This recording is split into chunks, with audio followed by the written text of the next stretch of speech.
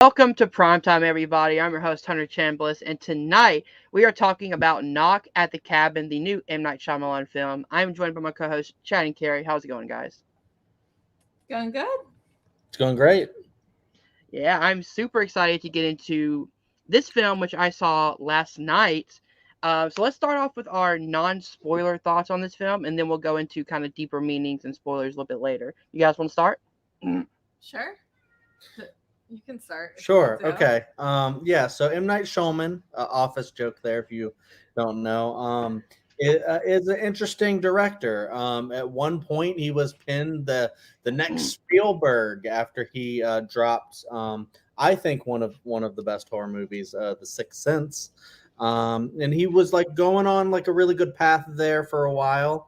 With Signs and stuff, and then he started to get in a little more like into like divisive territory because I know like The Village wasn't like for everyone, and even Signs in a way wasn't for everyone. And then I feel like it just kind of got worse and worse until sometimes he would release something that you'd go, oh, okay, Mm-hmm. actually I don't hate this, and and then he would release another thing that you'd go, yeah, I wasn't a fan of that. So he's kind of like an iffy director. This one I enjoyed. Um, this one is not one that I would say is like, holy shit, like Mm-hmm. that was phenomenal. Like I wouldn't say that about this movie, but like I would say, hey, do you want to go watch an interesting thriller that that you can have fun with, and is interesting, has some good acting in it, you know, maybe goes over the top a little bit, especially with its messaging and stuff like that. You know, but yeah, it's fun. I would throw them that like a nice, solid little thriller that's not trying to be anything more, and that's kind of like what I got from it. Particularly, I really enjoyed Dave Batista in this because I just really kind of like him in everything now. Mm-hmm.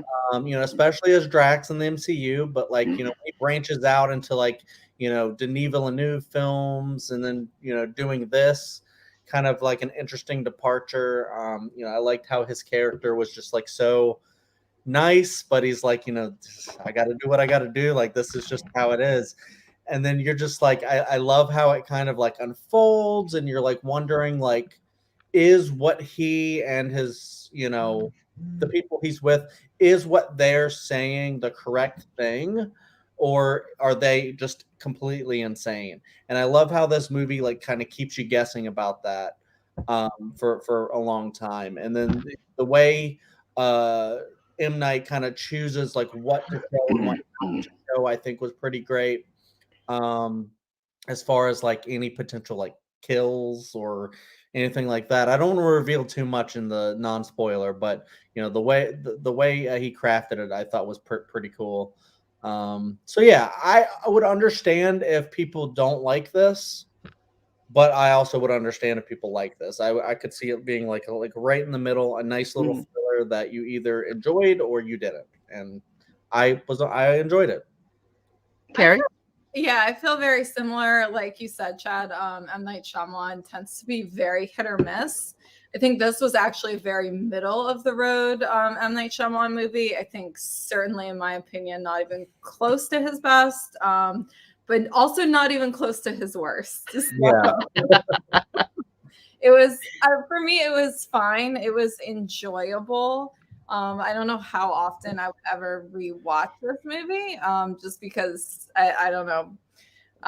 And I do think if you, since we're in the non-spoiler thoughts, if you haven't seen the movie and you have managed to avoid the trailer, definitely do not watch any of the trailers, because I think the two trailers that they released, and which we sat through from seeing other movies in the movie theaters, for me, they gave away, I would say there were some minor plot points that they didn't give away, but for Mm-hmm. me, having seen other M. Night Shyamalan movies and then watching the trailers for this movie, I knew exactly how this movie was going to end and most of the major plot points going into it. And so I think I probably would have enjoyed it a lot more if things were even remotely as surprising. So If you can, I would say primarily if you can avoid any kind of trailers, do that. Yeah. So I'm gonna be kind of opposite of you guys. Like, I think this is one of M Night's best movies, one of his best movies, mostly because it feels like he's not trying to do too much. It's just perfect. Like, it's one location, it's isolated. You've got this really tight story and script, which M Night is really good at that. But when he wants to go over the top, we get something like The Happening or Lay in the Water, where he wants to try too much.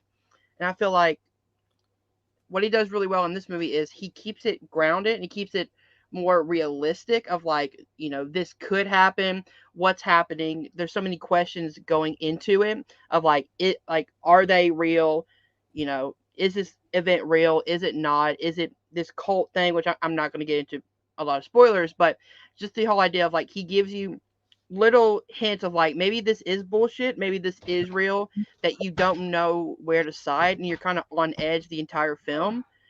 I think this is one of Batista's best roles, best acted roles. And I love how it starts off, kind of immediately, like, there's no, like, setup or anything. It immediately starts you out, like, guns blazing, and then you get, more background information as we go along. I love the leads. I just think this is probably top 3 M Night movies for me. But I definitely want to rewatch it again to see if maybe that changes, maybe if it moves up or moves down, depending on what I see going forward. I mean, I could actually see like somebody putting this in their top 3 just because of like looking at the rest of M. Night's like slate. I know not everybody adores. I think Unbreakable is kind of pretty much like most That's people really like that one. that's my number one. And then I think that I think people might be a little split on Split, although I think it's positively. But then Glass, I know is like, so it's like, I feel like It's divisive a lot. every good one he has, like there's another one that's not so great. Mm-hmm. And I think, me and Kerri are probably in agreement that our favorite would be The Sixth Sense, hands down. And then everything else we could just kind of leave, to be honest. But I know you really love Signs a lot. I would say this would, just off the top of my head, this wouldn't be in my top 5, but it would maybe be my number 6. I could see that too, because off the top of my head, I'm thinking like Sixth Sense, Signs, The Visit, not The Visit, the Village. The Visit too. The Visit, yeah, I would actually put over Knock at the Cabin as well. Split, I would put over that. Yeah, those are the ones I would put over. Yeah, I'm trying to think if there's another one, because there's some I haven't seen. I haven't seen Last Airbender. I know that's like don't. No, I'm going. I'm ranking these soon, but we need to know whether it goes below or above The Happening. Exactly. Below. It's worse. It's like, it's so I would say probably is worse because it just wrecks hope for what was an actually great TV show. And like, yeah. Yeah. So should we get into kind of the spoiler talks now, what we like, what we dislike? All right, so again, I know this movie is still in theaters. If you guys haven't seen it, this is your spoiler warning. Go watch it and then come back and join us. So who wants to start with their first spoiler thoughts? I can start. I would say one thing I did leave out that you guys, I think, both mentioned was I think the strongest thing actually about this movie was Dave Bautista's acting. Yes. And I thought this was a wonderful opportunity to highlight him in a more serious role. And I hope that at a minimum, this performance gets him even more fantastic roles like this. The thing about Dave Bautista is like, I'm just not surprised by this performance from him, because as far as wrestlers gone or UFC, I think he's a wrestler. Actually. Wrestler, yeah. Wrestlers gone, actor, there's not like a lot that you can go, this person has become like an incredible actor. I think John Cena is getting there. I think like The Rock is a movie star, but I've never looked at The Rock as like he's like an action star. Yeah. could get like nominated for Best Actor. I Mhm. could see Dave Bautista doing that one day. Just give him the right role, maybe a starring role in something that's not a horror movie, because you're not going to have a chance if you do a horror movie apparently. But yeah, I could see him doing that one day. So I really enjoyed him in this as well. I like I said, I just loved his whole demeanor the whole time, because he just felt so remorseful Mhm. for what he knew he had to do, even though he knew he was willing to sacrifice his own life um, for this. Yeah. Yeah, and I think a lot of like former wrestlers, get stuck in these roles that are either action based or comedy based or a mix of those. I think that's what we've seen previously a lot from Dave Bautista and from like John Cena and Dwayne Johnson. Mhm. So this was really cool to just see him in a role like this, and it's so different, I think, from all the other characters we're used to him playing. Well, I mean, my thing though is that because when I see him in a Denis Villeneuve film, like when I saw his In little Dune, yeah. in Dune, but when I also saw his little part in Blade Runner 2049, I'm like, Yeah. because he's just so good in that role too, and just they're always kind of like very small roles. I don't Dune better than I do, so I don't know if his role is going to be more expansive in Dune Part Two. Mhm. Did he not already? Well, this is a spoiler. Oh my god. He died in Dune Part I One. can't remember if I they don't showed remember, in to the be movie honest. yet. I haven't watched it, so I need to check it Okay. out. Following the book. All Don't right, expect well, him to be there. anyways, yeah, so I would love to see him in more roles of that, like Mhm. flavor, like the Denis Villeneuve kind of thing. Maybe like when he's done with Dune, he'll have Dave Bautista star or Wait, something. he's not the main guy, big guy, is he? Or No, right? he is. Yeah. He's like his The Harkonnen Baron Harkonnen. But no, is he the Baron or is he? Oh, No, he's the son of the Baron. okay, yeah. Who plays the big Baron? That is one of the Skarsgårds, Stellan Skarsgård. Okay, sorry. Okay, sorry. Way off. No, that's cool. You can cut it out or not. No, I'll leave it in. It's fine. Yeah. So going off of his acting prowess, what's great about Batista is he didn't go the route of like The Rock, where he's like, all right, I'm gonna take my wrestling knowledge and then immediately go into movies, which did work out for him. But what's cool is he was like, I'm gonna like use these WWE studio movies to start off my career, and then he went and took acting training lessons, to really deepen the impact of his acting skills. And then he started doing movies like Blade Runner, what was it? Was it Skyfall? No, not Skyfall. Spectre. He was in the James Bond movie Spectre. He's Inspector. Yeah, he plays one of the bodyguard villains or whatever. Yeah, I'm seeing it now. You're right. And then he got this, and it just seems like those acting lessons really expanded what he could do. Like, not only can he do comedy with Drax and the physical acting, but he can do like kind of dramas like this or like Blade Runner or whatever, and kind of show his range, which is why I think he's one of the best wrestlers turned actors, because he actually did something he wanted to do, and he took it seriously. I personally, I'd say he is probably the best, because even with Drax, like Drax is the funniest character in all the MCU, in my opinion. Mhm. But he, even with Drax, there's still a lot of like great drama to be had with that character. And personally, I mean, I think he might not survive Guardians 3, because I know Bautista's kind of done with MCU, but I'm expecting a lot of comedy still, but a lot of drama from him as well, like great dramatic acting from him in Guardians 3. I'm so stoked for that movie. Yeah. So I also want to give a shout out to newcomer Kristen Q, who Yes. plays Win. I Is think it she Q or Qui? it's CUI. Yeah, So Qui. I again, I'm horrible at names, so I think she did incredible Oh yeah. as when she had that kind of like believability of like, is this really happening? And then I think the best moment is when she turns on the TV and she's like, I thought you said it was fake. Yeah. And I was like, what? Like, that's what I love about this movie again, is that it gives you just enough to be like, maybe it's bullshit. Maybe, because they talk about like, on the same chat rooms, and maybe, it being in like a echo chamber where it's like you just get Yeah. this people with the same mindsets, and maybe this is all bullshit. You know what I mean? I Yeah. like that aspect of it where it's like I don't know what's real and what's fake. Yeah, because I mean, right now, like it's playing into, you know, everything that's going on right now with people um, in politics and whatever, Yeah. who are,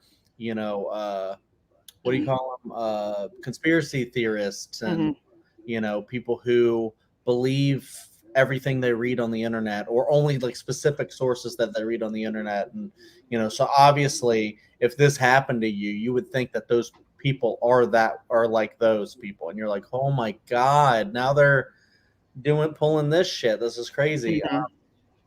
Talking about mentioning what's her first name? Christian. Kristen Cui.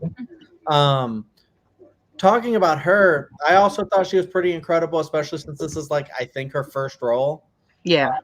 And it just, I don't know, it just feels like she's like on the poster, and everything. Just, I don't know, I just like the imagery with her in it.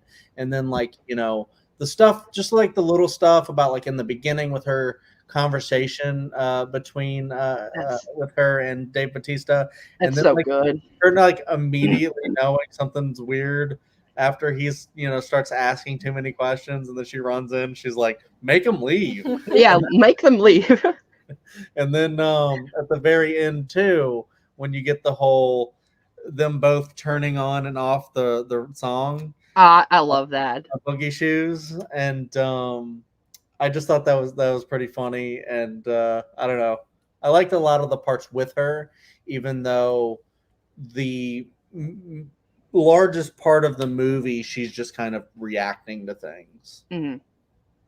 Yeah, yeah. I think she did a fantastic job. One thing, just because Chad brought it up, was I don't understand, because I thought the perfect ending to this movie would have been where they're sitting in the car listening to Boogie Shoes, and I think if they would have cut it sometime there with Boogie Shoes still playing, would have been great. But for some reason, then they end that, cut to the score for like literally 5 seconds, and then it's a weird 5 seconds of score as they pan up to the skyline. And I was like, would have been way better just to do end credits on Boogie Shoes, in my opinion. Like, I don't know, having that extra 5 seconds of score just kind of like threw things off for me. But yeah, I 100% agree with that, because I love kind of like jump cut endings like that. Like just like them like doing the radio natural thing and then just kind of sitting there for like 5 seconds. Yeah. Just like, what the fuck just happened? And then cut. Yeah. With Boogie Shoes still playing over the credits. Right. Mm-hmm. Or even, I don't know, cutting and then doing the score. And then doing the score over the credits. Yeah. Yeah. Even not even just visually, but like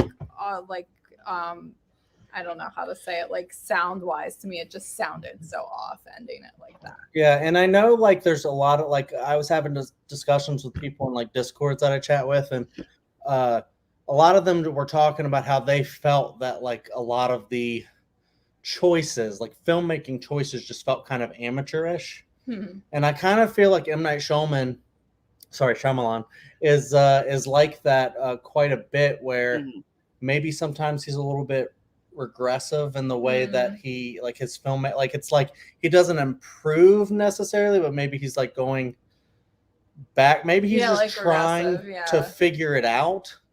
Like, oh, my last thing wasn't well received, so maybe I'll try it this way.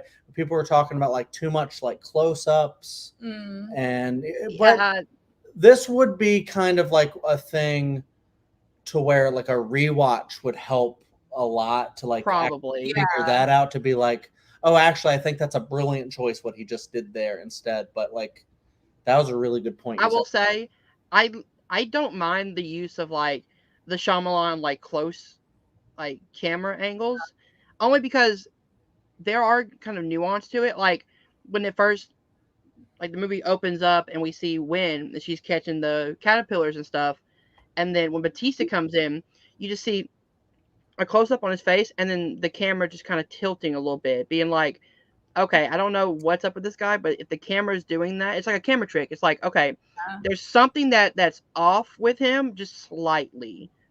And like he kind of turns the camera just a little bit to be like, okay, there's something that's not quite right with him. I like when you can use camera tricks like that, but there are moments where I'm like, why would you just go straight onto his nose? Yeah, I mean, people can read into like, look at a movie like this and read into like whatever they want about these different like shots and stuff like that, because like I feel like if you're going into it like another M. Night Shyamalan movie, like I'm probably gonna hate it, then you're probably gonna be looking at for things like, that was a dumb choice. But if another filmmaker that you respect did the same thing. Ooh, interesting choice there with the close-ups. I'll say it probably didn't help that I kind of went into this movie excited based on the trailers and the like what the movie was about. I was like, okay, I am excited for what this premise is, so I wasn't looking for nitpicks to hate. I was just like, okay, I'm going into it kind of excited, but I'm also going to temper my expectations because I know what Shyamalan has done in the past. So that's probably why I enjoyed it more than most people have, is because I had my expectations just kind of leveled out. I mean, that was exactly my expectations. Because I was like, I did not like Old. I was like, I really wanted to like Old. I did not like that movie really at all, and I was very surprised because I love Alex Wolff and I love Thomasin McKenzie. So I was like, that's like a double dose of actors I love. So like, I'm probably gonna really dig this. I didn't. And then going into this movie, I'm like, I don't know what to expect. It's an M. Night Shyamalan, and so it's natural not to know what to expect. Yeah. But then I was like, I know I like Dave Bautista. Jonathan Groff is in this. Oh, yes. Yeah, and I would say generally from what I had heard before we went and saw this was it was getting some pretty positive reviews. Yeah. So I kind of went in, I think, with an expectation that I very well could really dislike it, but that it probably wouldn't be as bad as like Old was. Yeah, I think the reason why is because I think this is not a very plausible thing that would happen, but maybe a little bit more, or at least it was executed better, I think, than Old was. Oh, yeah. And I just like the thing that really made me enjoy this rather than dislike it is because I thought that he did a really good job with the tension in the movie. Like I always felt tense. I was always wondering what was going to happen. Well, and I think a big weakness in M. Night Shyamalan movies is he tries to always have this crazy twist. Yeah, I would say here there were like little twists throughout, but I would say none of them was on the level of like, Sixth Sense, really Signs, most even of like his previous The movies. Village, they were like little things. Yeah. I mean, unless I would say there was nothing here that was like seemed like so far out of left field or like ridiculous. And I thought where it kind of it didn't take like a U-turn to be like, oh yes, here's my twist. No, exactly. Well, also because it's adapted from a book. Yeah. Right. But Old was also adapted from something. Well, Old was adapted from a graphic novel. Like Shyamalan. Have you seen it, Hunter? I've seen reviews on it, and I've seen spoiler reviews, so I'm good. I won't spoil it then, but he added something at the end that isn't in the graphic novel. And I saw the Nostalgia Critic review on it, and he said that he took, it was like, there was like a, was it like a chemical company or like a medicine company or whatever doing test trials. Yeah. That wasn't in the graphic novel, and that was like the weirdest part of the entire movie I think was not well done, but that was definitely the weirdest part. So speaking of like taking an adaptation and like changing it, did you guys see what the actual novel ended and why he changed it? Because it's not the same as it is in this movie. Oh, So okay. in the book, I believe, because I was watching videos on it, and it said that the two Eric and Andrew accidentally kill Wynn, and that's what stops the apocalypse. Is because Wynn dies, Oh God. and the grief from her dying is what kind of stopped the apocalypse. And I was like, I wouldn't want to see that on screen because I liked Wynn as a character so much, and I liked the way he took the idea of the ending and gave us, in my opinion, a better ending for the film. Yeah, and I did like in this film how like I think part of the motivation was that, Jonathan Groff's character kind of expressed like, oh, I had this vision of the future of our daughter and like you Mm-hmm. can make sure that she has this future. I thought that was a really beautiful sentiment. Mm-hmm. So that's interesting. Yeah. Yeah, I also like how if because I'm interested to rewatch this again because there's a scene where I think it's right when Redmond dies. If you look in the background, you can see a silhouette of a ghost like figure. And Yeah. somebody pointed it out in their breakdown. They were like, if you look where the mirror is, there's like a silhouette. Okay, Oh. I could see a light, I think, kind of in the mirror, but yeah, I know when Jonathan Groff said he saw a figure in the mirror, I was like, oh, that is a good thing to look back at on a watch and see if that's actually there. Yeah. Yeah. I wonder if it could have gone like deeper in the whole like, relationship stuff between them, the Jonathan Groff's character and his husband, and then their daughter and stuff like that. I think they gave us like just enough to know what was going on, but like, I don't think it really got like too deep. I don't know. I thought it did a good job of explaining why and I can't remember. Let me look It's up Eric and Andrew. Yeah, I'm trying to remember which is which. Why Andrew would be even after I kind of presented with all of the evidence, Andrew would still kind of be like, screw the rest of the world. Like the rest of the world has like screwed us. You're the one person that's, been in my life and like this, and why he would still not want to go through with it. Go through with killing him? Yeah. Well, obviously, because he wouldn't want to kill. Right, I know, but I think they did a good job though of like showing. Yeah, of explaining why. To believe even after planes are crashing into the ground or whatever. Right. Like, Yeah, and that's the one thing I did like about this film is that every time they show you like a news footage, you always have Andrew being like, during the virus scene where it's like these viruses are attacking children. He was like, that was happening months ago. Like we've known about this. Like and the tsunami thing, he was like, of course there was an earthquake here, 4 or 5 hours ago before they got here. So they obviously, this is pre-recorded because we don't see the live broadcast anywhere. So we don't know if they pre-recorded it and just played it because they were knocked out. The whole idea of like we see what's happening, but we don't know if it's been happening for months, like the virus thing, or if it's been just a random like national occurrence, like the like the earthquakes and stuff that's been happening in the film. So we don't know what's real and what's not till the last half of the movie. Yeah. You could probably like show me a news thing, like something like that happening, and I'd go like, what? Because like I don't really pay attention all that much. So I'd be like, oh shit, that's been going on for months. Yeah. Oh, okay. What you said about like him not believing even those planes are falling from the sky, I'm like, that sounds like X-Files to me right there. Like somebody said, still not believe in this shit, Scully. Although, right, that is like the breaking point pretty much. Where yeah. Okay, I do actually believe it, but we're still not doing this.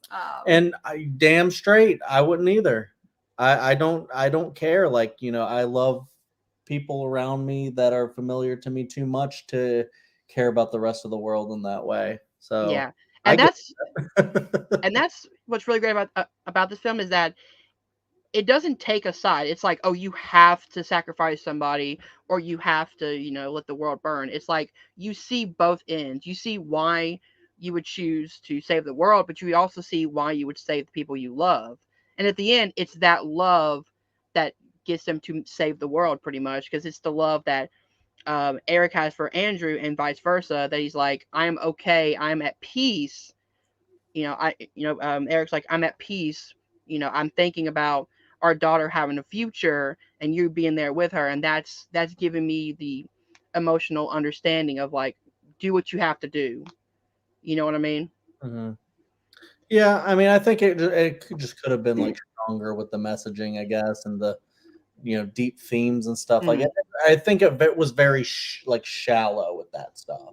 The stuff that I liked more was more of the actual thriller, tense stuff that was going on. Like when the first time that I realized kind of what they were going to do, because I didn't know what they were going to do. Like I knew they were like, if you don't choose, then something's going to happen, and they were very like unclear about it. And then as soon as like Ron Weasley started and then I'm like, what the hell is One about of the to only things that was not spoiled in the trailer. Yeah. We're gonna kill themselves or as kill part each of- other and yeah. themselves. Yeah. Mhm. Kill each other. And yeah. that was like the thing that I really dug too, is just that whole sequence of him dying, because I didn't know what was going to happen. He was putting on the thing. He's like, I'm so scared right now.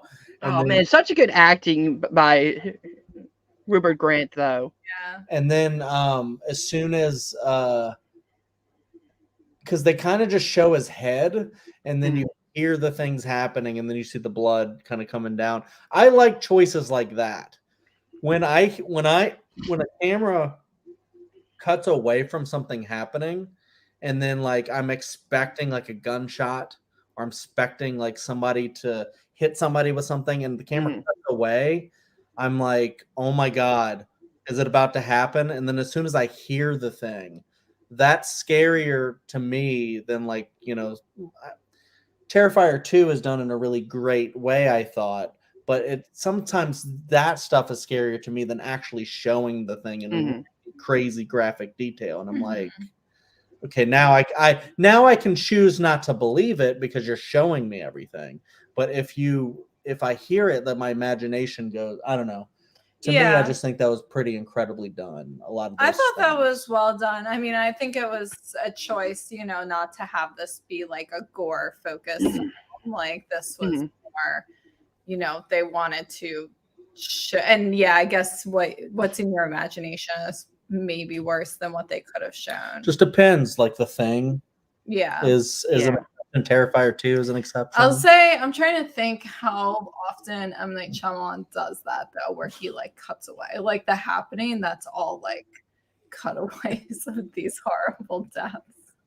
But it's much better done in this movie. I don't know. Yeah. What was I going to say?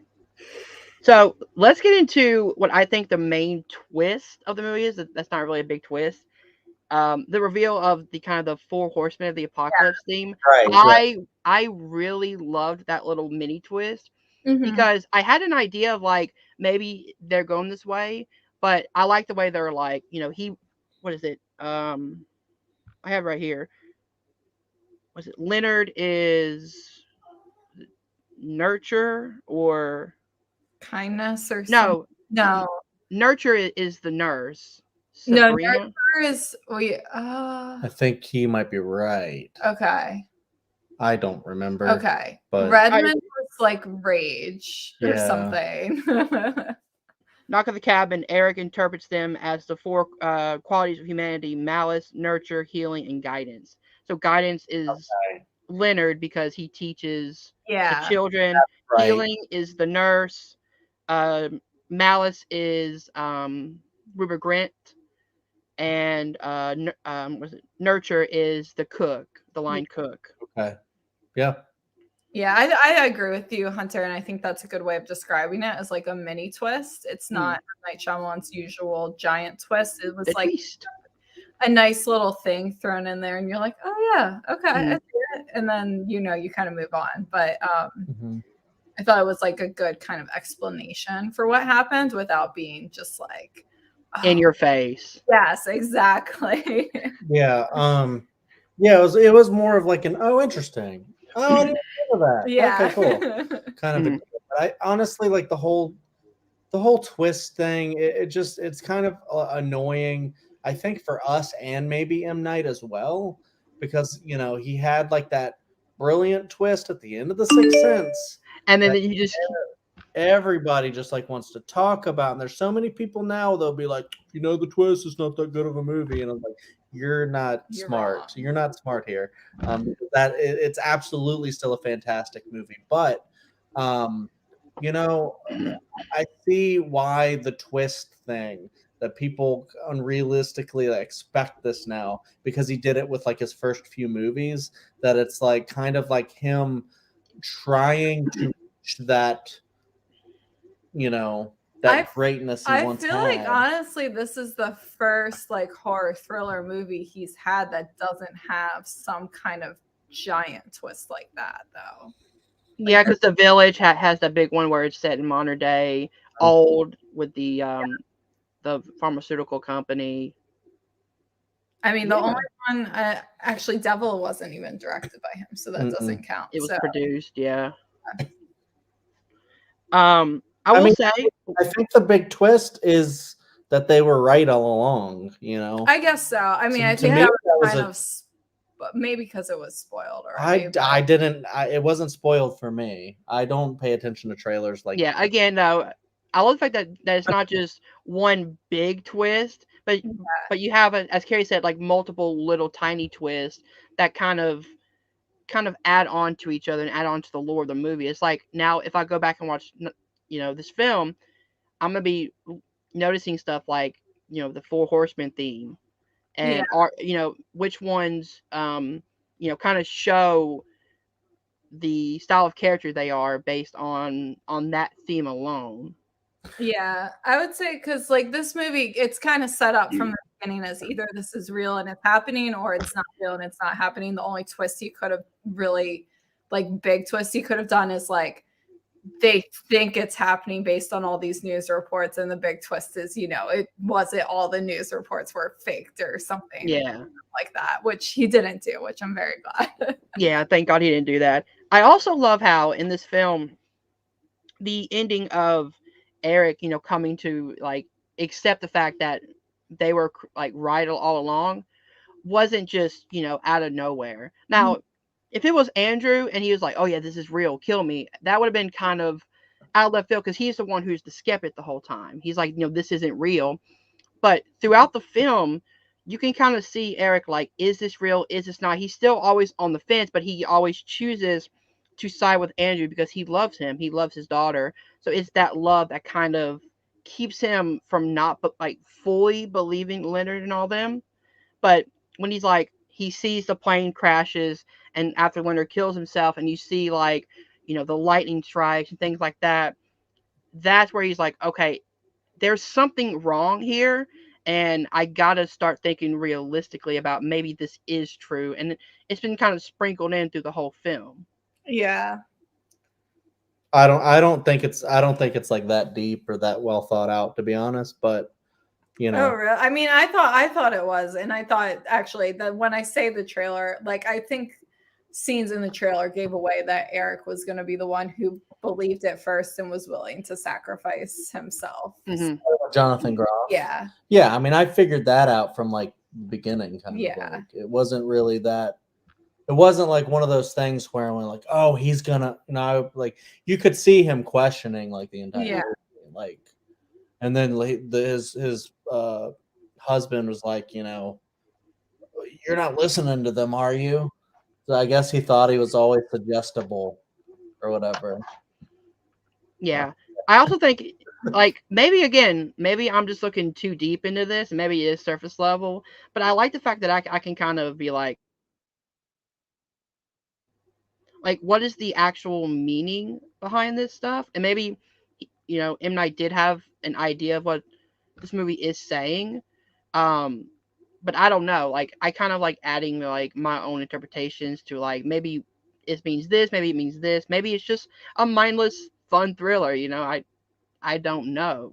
Yeah, that's kind of where I look at it. Like there might be like some like deep stuff with like acceptance of people who are different than you, Mhm. something like that. I don't know, but you know, do you see yourself wanting to rewatch this a lot No, or I mean, I not said that in really? my non-spoiler review. Oh, you I did. said I don't know when I would ever rewatch this Yeah, or how yeah. often I would. That's kind of like my Um, thoughts too. Is it's like I enjoyed it, yeah, and one day I might rewatch it, but I just don't see myself Wanting to rewatch it. yeah. wanting to rewatch it anytime soon. But that said, I think it was an improvement over like M. Night Shyamalan's last movie. It was kind of like a pleasant surprise. Yeah, Mhm. it's like I look at his career as like a roller coaster. This Like I was said, like like it started. I don't know like what like Wide Awake and all these couple movies he yeah. did before The Sixth Sense were, but it was at an all-time high with The Sixth Sense, Unbreakable, Sign, like that, and then it took a really Yeah. hard dip a lot, and then will have spikes, and I Yeah. feel like right now is a slight This is a spike good with. this is good. It was I think it was a solid movie. Yeah, I'm interested to go through, watch the ones I haven't seen, and rank these. Mhm. Uh, we might do it on my channel. So if you're down, Hunter, Yeah, I did Yeah. what you said, Hunter, though, that I think honestly, because usually I think in the past when M. Night Shyamalan has changed the source material like he did in Old, it's been to the detriment of the movie. And Mhm. like you said, Hunter, it was actually to the benefit of this movie that he changed that. potentially I haven't read the book, so I Yeah, don't know if it's more that's true. effective in the For the book movie he made, though, like I think it was a benefit. because I haven't seen the movie where the little girl dies. I guess. I think maybe if the little girl dies, since you like her as a character, maybe it would have been more effective.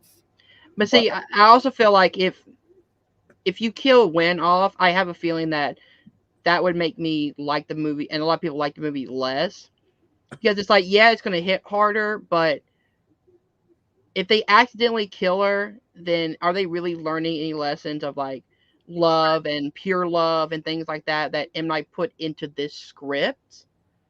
Now, again, maybe in the book they don't have that pure love, message. Maybe it's just, the sacrifice is what people have to do in generations, and maybe this it works in the book because it is a darker ending and a darker book. But for what he did with the script, I think this is the better ending. But again, I don't know because I haven't seen what that would look like. Yeah. Um, I do like the end of the film where after Eric dies, they drive to that the nearby truck stop, Mm-hmm. and you start seeing that everything is starting to slowly get better. Like the planes are now getting guidance, to land. The virus flu is kind of slowing down, and it's not completely over, but it's kind of slowing. Mm-hmm. Things like that where you kind of get, okay, they were right, and because that happened, now the everything's starting to get better. Yeah. And then there's even a part where like in that same truck stop you see a woman talking to, I believe it's either her daughter or her mother, and she's like, I'll be home soon, I love you. And the whole point of like that's the reason why they did it is because as they said, like, you know Eric didn't want his daughter to grow up in that apocalyptic type world where like she couldn't grow up, she couldn't, get married or have a career that she wanted or whatever. Like he wanted to make sure that she had her future set. Yeah. Did they ever like reveal like the stuff about like the one guy thinking that all four of these people were like in their lives before? Because So I felt like that was kind of like a thing that was never they really addressed. so they kind of addressed it in that they showed that they showed like some like in the truck, because when they show the truck, Yeah. Right. they their showed their identification, yeah. IDs. So it really was just Redmond was the one that and his name I guess wasn't really Redmond. Mhm. The only one who was in their life previously, and I think because he was supposed to specifically represent Malice, and like they wouldn't have known he was Malice unless, you know. That just felt like a little weak to me. I guess like, they also had to show kind of like an additional reason for them to doubt the story, like, you know, and kind of this thing like, well, is Eric right? Is this the same guy? It might not be the same. Yeah. I wish they could have had more like where he like they like remembered seeing all of them from something. Yeah, but I don't think the point was for them to have all been in their life previously. Because I think the whole point of the Raymond character is, as you said, to be Malice. But I also like the fact that we and the audience and the characters don't really know if it's the same guy. Yeah. We can kind of see if it's the same guy, but they never really show during the bar fight. We never really see his face. We see the hat and we see kind of, you know, him doing this. His name tag does say that name. Yes, yeah. So he was that guy. He was that guy, yeah. Yeah. But like I liked how it wasn't like, see, it's the same guy. Like, you know, if they had to show you his face, you kind of put two and two together, but like, okay, it was him, but they didn't have to kind of explain it out loud that it's the same character. You know what I mean? Well, I do think they say it's the same. Yeah. Do they? Finds the ID. He's like, yeah, it was that this name. is him. Yeah. Oh, okay. His name not Redmond or Raymond. So yeah, like O'Banion. Can I shout out the other actors that we haven't talked about? Yeah. You got Nikki Amuka Bird. Amuka Bird. Yeah. She was in The Outfit. If you haven't seen that movie is pretty incredible. So she's not like a newcomer, but kind of like it feels like she's been in stuff. But like, you know, her name. She played the nurse. Mm-hmm. I thought she was pretty great in the movie because I remember her just being like, "I'm here to save the world. I don't know what's going on." I don't know. Even when she was like trying to like shoot the gun and stuff, she just seemed like she really didn't know what she was doing. Yeah. And, I thought that was pretty great. She did a great job. And then Abby Quinn, wasn't she in Shiva Baby? No. What was she in then? I don't know if she's been in anything else that we. She was in Bumblebee in 2018. She's in stuff. Hold on, let me find this out. Little Women? I'm thinking of anything. I'm thinking of anything. Bumblebee. I could have sworn she was in something else. Maybe. I think we were maybe just confusing her with someone else. Rachel Sennott. Maybe I am, but she like looks so familiar. I think I'm thinking of anything. You could be. But yeah, she was actually really good in the movie as well. You know, and then like, yeah, I don't know. I just wanted to shout them out because I thought they were pretty incredible. So she actually has one of the better acting scenes where she's talking about right before her death, where she's like, you know, like I have an 8-year-old son, blah blah blah.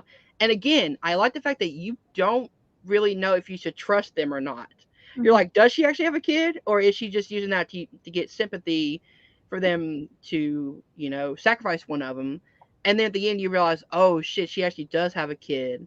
And to me, it's kind of the gut punch of like, well, shit, man, like she actually did have a kid. Like now she's dead. Like I don't know. It's the way that this movie rides the line of like believability and not believing them, I think is really well done. And then even at the end where you realize that it is true, they don't really make it a big grand deal of like, oh my god, they were right the whole time. It was like, okay, so where do we go from here?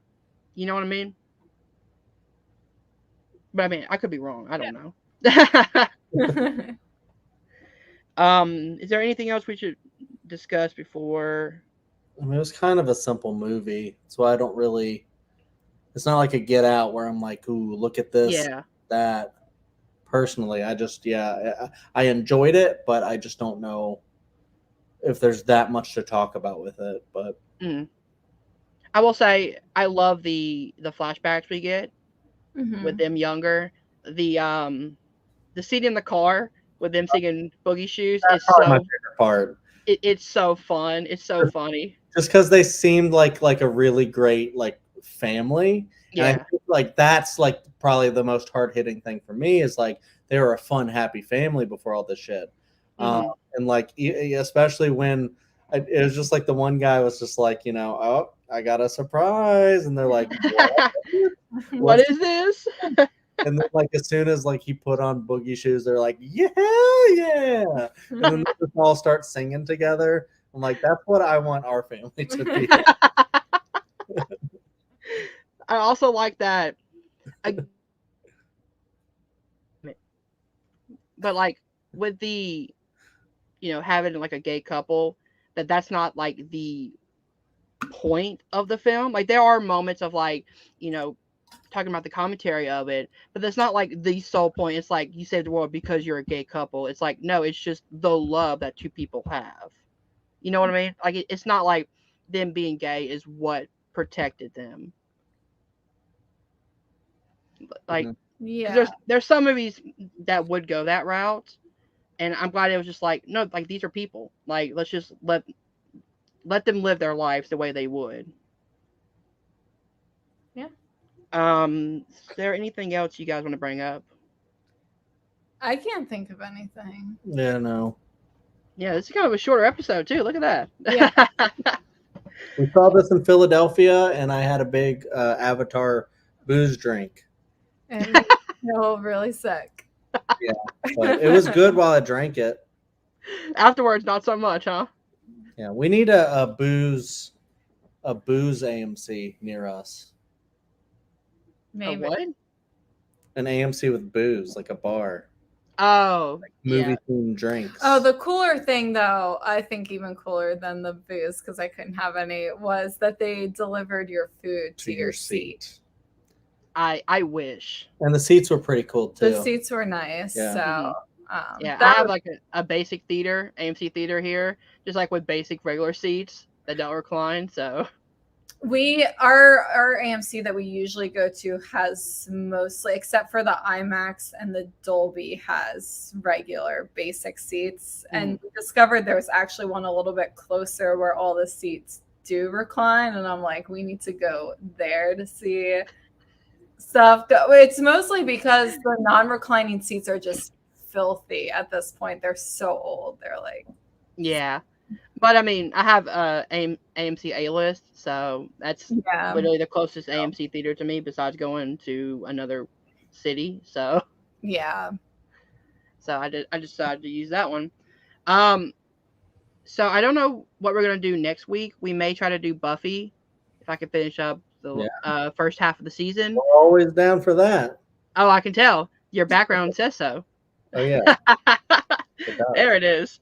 Chad and Kerri, where can people find you online? Well, I mean, yeah, like I referred to it before. Check out my channel, Chadwick Webb.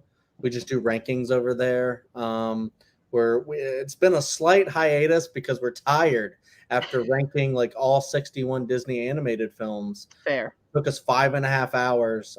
But yes. Well, and you're also trying to do Marvel, which with the Marvel MCU Phase 4, which with the TV shows is actually a pretty heavy lift. Yeah, so we've been prepping for like other ones and trying to figure out schedules and stuff like that. But we're excited because we are coming up. We have the MCU Phase 4. Very excited because that was a very divisive phase. And it's a big one because we're doing movies, shows, specials. So very excited to rank those. And we're doing Quentin Tarantino coming up. Very, very excited for that. And so that, and then we'll announce more later. But excited to rank those. Check out the Dill Pickle Movie Network where I do Picture This. We do Oscar Talk. We talk about the best pictures. We're doing 1974 this month. Next month, we're doing 2022. And then the next month, we're doing 1990, which was my birth year. And we're doing those 2 years on the opposite side of 2022 because of The Godfather. Watching through the entire trilogy to see are those the best movies of those years, and I'm very excited to see what's going to be end up being the winning the Oscar in 2022, and seeing what wins the Picture This award in 2022. Mhm. And oh yeah, check out. I need to start plugging this. Check out my blog. It's Clear Eyes Full Heart Reviews wordpress.com, I believe it is. The first time I'm sharing this on a stream. But yeah, I'm trying to review like everything I see pretty much. I did Sundance coverage. Every time I go to the theater, I'm going to review something. I reviewed my initial thoughts on Hogwarts Legacy. Ooh. Yeah, I went to see a musical over the weekend, and I'm planning to review that as well. So, pretty much anything I want to review, I'm gonna throw up there. So, yeah. Kerri? Here you can find me. I don't have anything else to plug, really.